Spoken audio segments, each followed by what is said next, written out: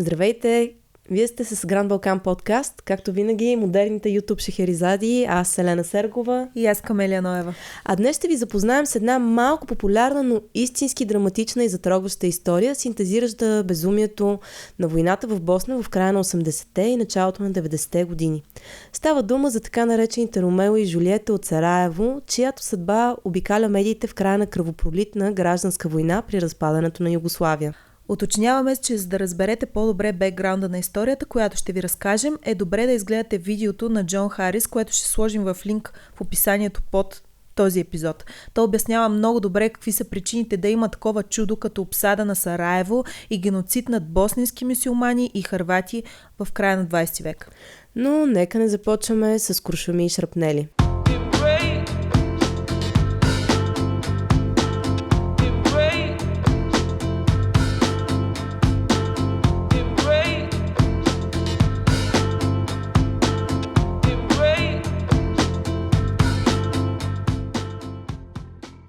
Имало едно време едно мирно, многоцветно население, което при разпадането на Югославия се обявило за независимо и се кръстило Босна и Херцеговина, където в мир и разбиране живеели православни сърби, хървати, босненски мюсюлмани.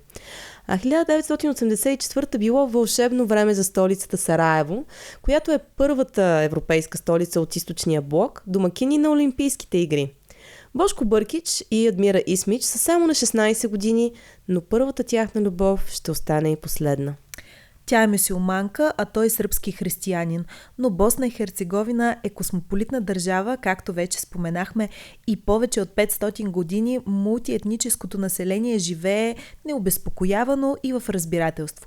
Майката на Бошко, Рада, отглежда двамата си сина без да ги настройва етнически и когато Адмира е представена на семейството, Рада споделя, че никога не я е виждала като мюсюлманка, а просто като приятелката на сина й. Така, впрочем, живеят много други семейства с смесени бракове. Това е много важно да се отбележи. Всъщност сценария, който сме написали днес, е базиран на един документален филм, който го има, казва се Romeo and Juliet from Sarajevo. Ще го сложим и него в линк. Всъщност там интервюират близките на Ромео и Жулиета и наистина, когато ги видиш, представи си сега, че твой единствен син докара момиче мюсюлманка за кандидат снаха. Нормално е първото нещо, което ти излезе в главата е тя е мюсюлманка.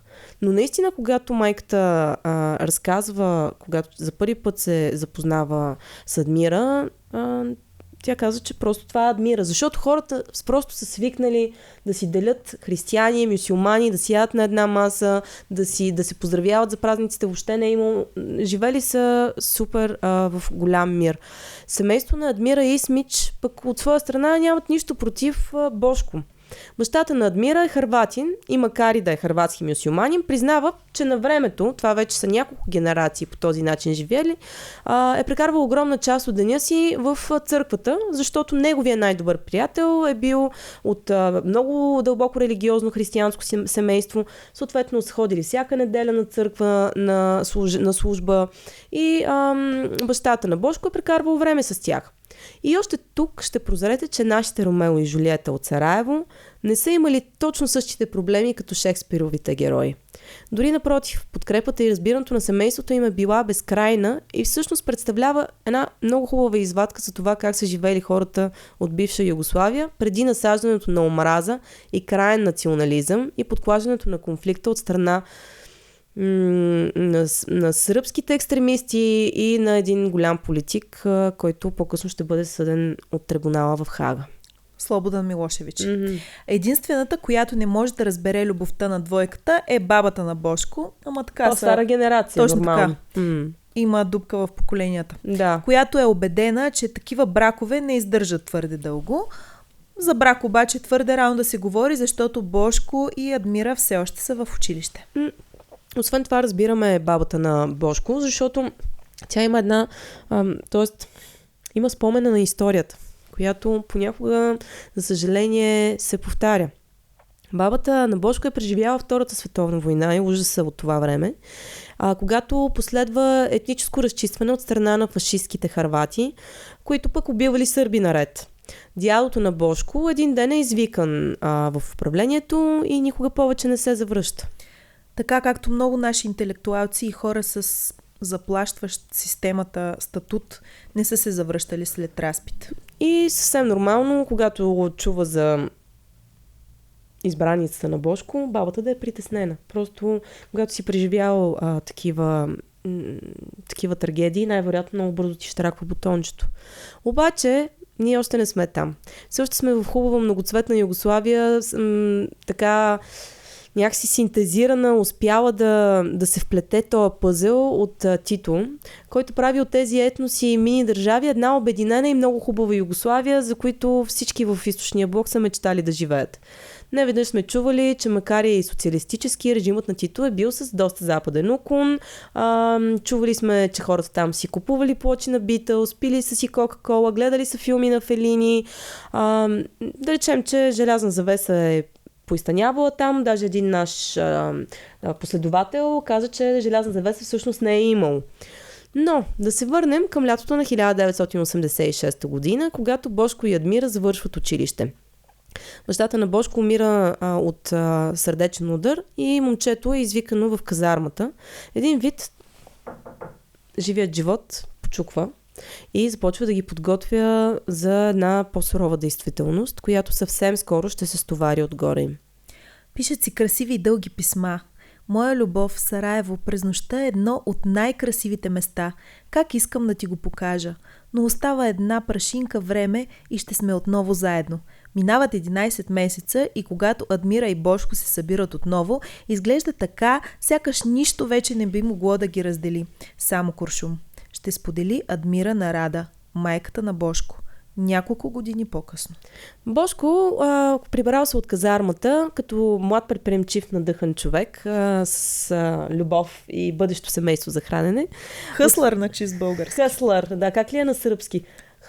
Хъсларе, не хъслач, не знам, някакво такова ще се вземе корена и ще се направи някаква балканска наставка отзад. Хъсларяк.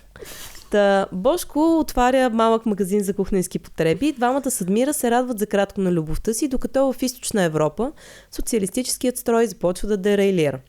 В Югославия обаче се надига и едно националистическо зло. Около монументна древна битка, наречена полетата на Blackbird, се събират над 500 000 сърби за митинг край паметника на принц Лазар, който принц Лазар през 14 век се е бил срещу турците в битка за Косово. На трибуната разпалено призовава за обединение на сръбските националисти един мъж, който по-късно, както казахме, ще бъде съден от трибунала в Хага за престъпления срещу човечеството – Слободан Милошевич. Така в Хърватска сърбите обявяват независимост и хърватите започват да се отбраняват. Военни сили от двете страни на барикадата тормозят невинни и цивилни. Хора, които не искат да имат нищо общо с война. Малко по-късно, през април 1992 година, по улиците на Сараево излизат босненски мюсюлмани, сърби и хървати, за да защитят това, което е останало след разпадането на Югославия като нова мултиетническа държава. Така, това, което последва обаче, слага началото на война, в която ще загинат много сараевски жители. Босненски сърби, които остават верни на сръбската партия, стрелят по манифестиращите и така започва войната в Босна. Повечето хора обаче са сигурни, че тези размирици няма да продължат повече от няколко седмици. Как обаче се стига до там, че хората озверяват до толкова, че да убиват съседите си, надявам се никога да не разберем. Аз наскоро зачетох една книга, защото всъщност нашите баби или прабаби и дядовци са разбирали и знаят за такива подобни ужаси.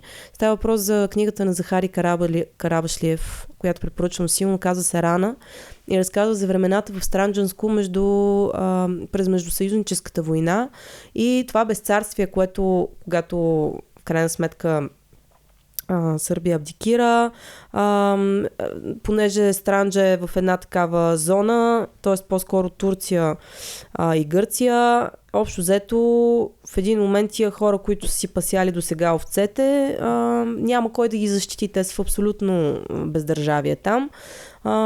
И наистина потресаващи неща се случвали. Няма да разводняваме днешната история. Прочетете, много хубава книга, исторически роман, но по-скоро фикция.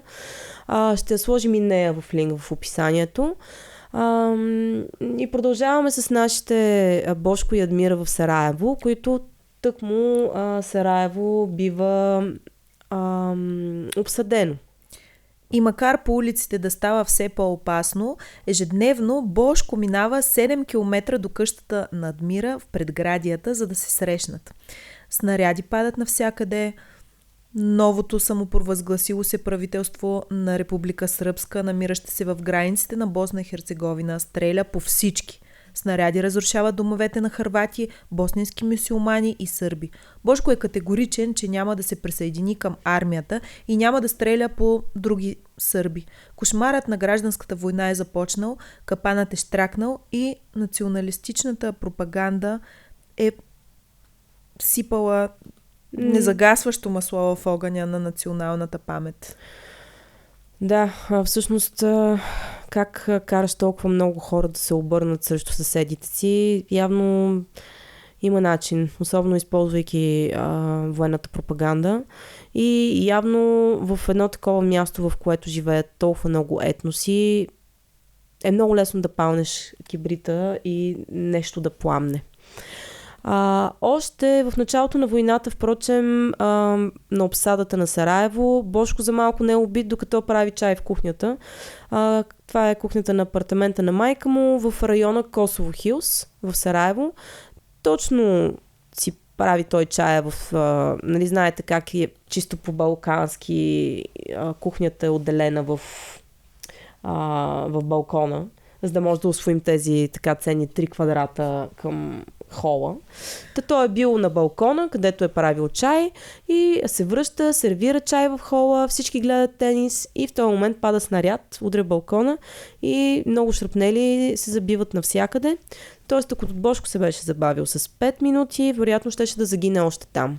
Когато родителите на Адмира разбират за инцидента, те са категорични, че Рада трябва да се премести при тях. Адмира се притеснява, че Божко може да има проблеми с съседите си, защото тя е мюсюлманка, а Божко и Рада пък се тревожат, че същото може да се случи и за семейство Исмич. Все пак всички прекарват лятото предимно в къщата на Адмира, а това е едно от най-тежко бомбардираните времена по време на войната. Рада усеща, че няма да издържи по този начин и решава да напусне Сараево. Влиза в контакт, за да се случи това, с Чело, който е бил пък най-добър приятел на другия и син Барна. Чело е уличен гангстер, който натрупва влияние след кратък престой в затвора, правейки услуга там на един бъдещ голям политик.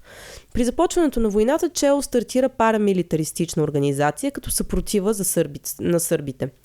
Обещава той протекция на Рада, която минава по единствения възможен път извън града. Това е мостът Вербана. Никой не стреля по нея. Чело е разменил Рада, както е правил с много други сараевци, затворници босненски. Рада е разменена срещу една цивилна срещу 3 босненци. Той е човекът, чието абсолютно всички 100% размени са успешни, така че успява да уреди да не се стреля по хора и все пак, тук говорим, моста Вербана е ничията земя в този конфликт. Гаранции никога няма. Зимата на 1992 година е сурова за Сараево, което е без ток и вода. Гражданите ежедневно ходят до няколко обществени бани, за да наливат вода, рискувайки животите си. Черният пазар разцъфтява и става все по-трудно да се намерят провизии. Сараево разчита единствено на помощ от Обединените нации, дали заради познанството му с Чело или заради предприемчивостта му като собственик на затворил вече магазин, за съжаление, Божко се включва в търговията на черно. Двамата с Адмира се настаняват в апартамента на Косово Хилс и докато войната прави от всички оцеляващи, любовта между двамата става все по-силна. Стига да са заедно, всичко може да се преживее. Една от съседките на Божко в документалния филм си спомня, че е била твърде възрастна, за да ходи всеки ден за вода и той я носил и въобще я носил и да има какво да яде, поделял е с нея и хляба и водата си. Имал е добро сърце Божко, бил е тих, хрисим по характер и също като много други босненци не е разбирал как е възможно да има такава война въобще. Как е възможно Сърбия и Монтенегро, Черна гора, да подкрепят националистична самопровозгласила се за държава организация, която нахъсва хората да стрелят срещу съседите си на базата на етнос и религия? Как е възможно няколко години по-късно, през 1995 година, 2000 войници от Република Сръбска да влязат в един цивилен град, екзекутирайки 8000 босненски мъже и момчета? Впрочем, тогава е имало около 700 войници изпратени, те са били миротворци от ЮН, от Обединени нации. Те са били холандци и белгийци, изпратени от Обединените нации, за да защитават населението. Не са направили нищо. 8000 човека са загинали. Всъщност, може би си дали сметка, че нямат, мисля, че не 800, по-скоро по-малко от 100 са били. Дали си сметка, че нямат никакъв шанс. Това ще се превърне в най-смъртният геноцид в Европа от Втората световна война. Макар и война, животът продължава и през пролета на 1993 година. Адмира и Бошко са поканени на голямо сватбено събитие. Събитието на десетилетието, сватбата на Чело. Което, между другото, много интересно как гангстера решава да се омъжи в... Ожени. Да се ожени, в най-размирните времена падат бомби и ти се жениш.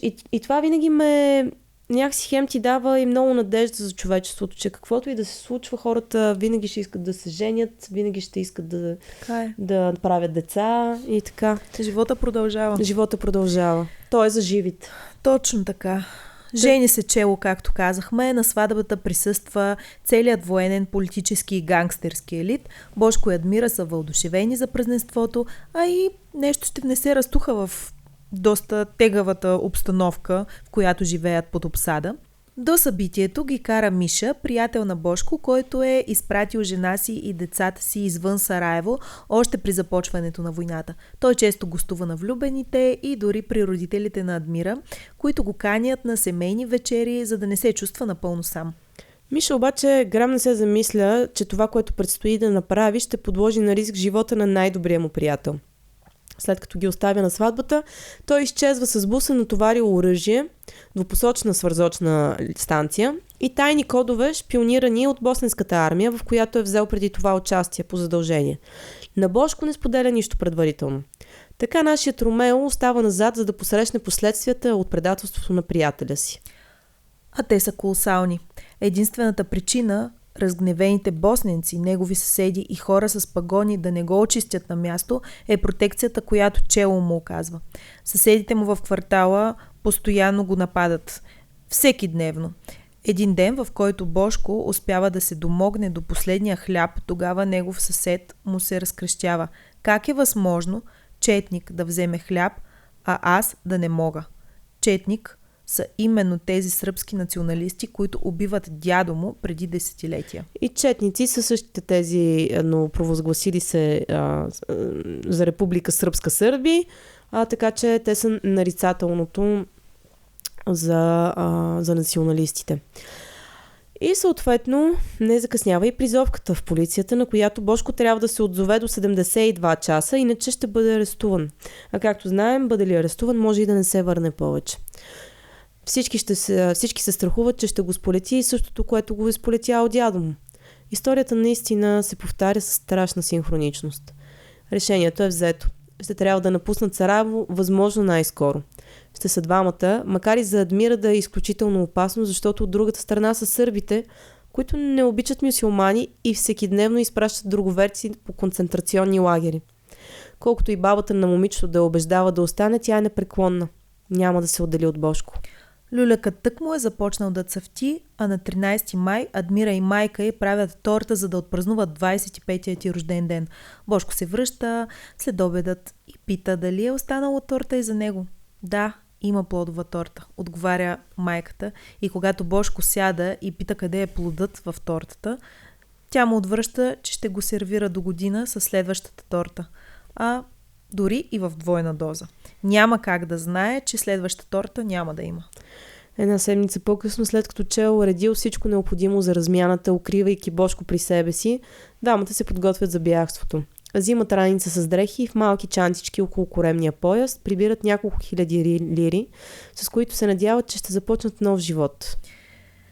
Ино Чапмин, част от хърватската военна група на четниците, е на първа линия, когато Бошко и Адмира трябва да преминат. На 19 май той е на покрив със снайпер, охранявайки фронтовата линия. Когато Бошко и Адмира пресичат моста Вербана, на около 100 метра преди да преминат отвъд, някой стреля по тях. Бошко умира на място, Адмира е ранена и крещи името му, докато се доближава до него и ляга, прегръщайки го. Ромео е покосен на мига, а Жулиета е жива още 10 минути, в които стиска ръката му. Двамата остават заедно в смъртта си. А тъй като падат заедно в ничията земя, никой не отива да прибере телата им, защото е твърде опасно. Лежат там цяла седмица, докато майската жега ги разлага. Двете страни на конфликта си разменят упреци, докато снимки на двамата мъртви обикалят медиите по целия свят. Никой не иска да поема отговорност за убийството на двама влюбени и дори за да не се разбере от коя страна са прехвърчали куршумите, през 6 дни, докато телата им остават непогребани, по тях се целят с коктейли Молотов. Целта е да обезобразят телата, за да не стане ясно откъде са шли куршумите. Република Сръбска изпраща няколко мюсюлмански заложника, за да приберат телата и като по чудо никой не стреля по тях. Записани са в книгата на жертвите на моста Вербана под номер 250 и 251. Организират погребение в голямо военно гробище в покрайнините на града, където полагат двата ковчега един до друг. Сърбите предлагат протекция за родителите на Адмира, за да отидат на погребението. Но те отказват, защото според тях всичко това е една голяма сръбска пропаганда. Използват смъртта на децата им и тяхното погребение, като възможно да се реабилитират пред света. Майката на Бошко, Рада, която от години вече е от другата страна, отива да погребе детето си. На гроба на Адмира полага пуловер, който е оплела за нея. Това, което бащата на Адмира ще си спомни пред медиите, е, че макар и техни екзекутори, Република Сръбска в крайна сметка не посмява да ги раздели в смъртта им и ги полага един до друг. След 22 месеца война и над 100 000 човека загубили животите си, милиони босненски мюсюлмани са принудени да избягат. 161 човека са осъдени от трибунала в Хага, а Слободан Милошевич е осъден на доживотен затвор, умирайки малко преди края на процеса. Войната в Босна и Херцеговина се е случила, когато нашето поколение, общо взето ние не я помним, но бяхме малки. Част от близката история на съседите ни, за която знаем твърде малко. С този епизод искахме да ви разкажем малко повече за причините на една необяснима гражданска война, но и да споменем още веднъж имената на Бошко Бъркич и Адмира Исмич, запомнени като Ромео и Жулиета от Сараево, а любовта им прави душите трансцендентални, души обичащи се във вечността. Нека помним миналото си. А за да ни помогнете да продължим да ви разказваме истории от Балканите, ще ни е много приятно да ни подкрепите, като се абонирате за този канал, ударите една камбанка, оставите коментар. Избършите сълзите ни. Ако можете, оставете ни една скромна подкрепа в Patreon и Revolut. Ще е дълбоко оценена. Много благодарим, че сте с нас. Дано сте пуснали и вие по една сълза, защото тази история заслужава такава. Вижте наистина видеото, в което се обяснява малко повече за историята от това време. Много е интересно. Не се наехме да ви го преразкажем, защото е наистина твърде сложно, исторически. Безумно време, в което се надяваме да не се повтори. Вие останете с нас, гледайте ни, сабскрайбвайте се, както се казва, подкрепяйте ни, както можете, с хубави коментари, с лайк бутони. За нас е чест да сме тук с вас. Благодарим. Благодарим ви още веднъж. Елена Сергова и Камелия Ноева. Много любов за вас. Чао, чао. Трябва нещо. Напълнихме кадър. Колега, 1, 2, 3, чек. 1, 2, 3, хоп-хоп. 1, 2, 3, 1, 2, 3. Чудесно. Звук картина никой не се е оплакал до сега, мили приятели.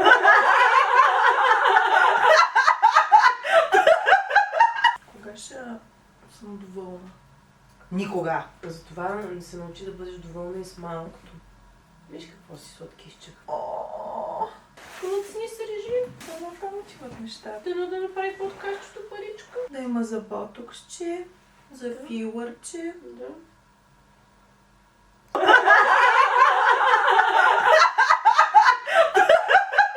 Значи ето ми по-грозната част. Трябва да направим вече да не се вижда. Е, по-грозната!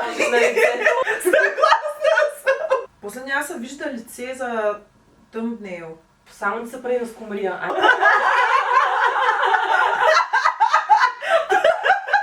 Ето, това е. Давай.